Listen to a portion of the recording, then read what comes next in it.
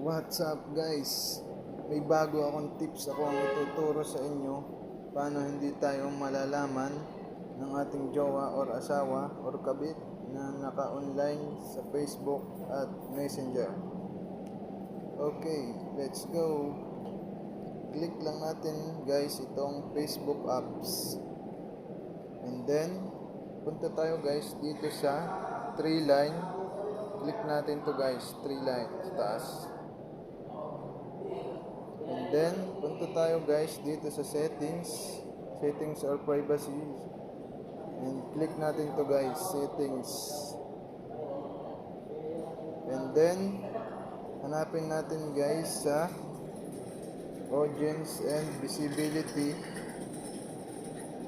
ang active status. Click lang natin to guys, itong active status. And then, naka-on siya. Kailangan natin siya guys, itong show when you're active, kailangan natin siyang i-turn off guys. Turn off natin to guys. Okay, turn off. And balik tayo guys sa Messenger. Ito tayo ng Messenger guys. Click natin to guys. And then, click natin tong 3 lines sa kaliwang bahagi.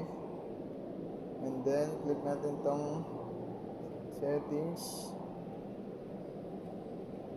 And then, hanapin natin guys yung active status. Click natin to guys, itong active status.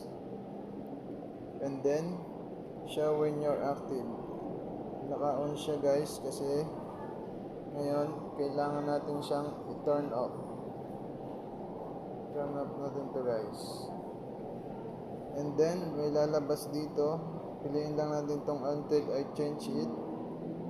And then, click natin tong pause. Okay guys, try nyo to guys.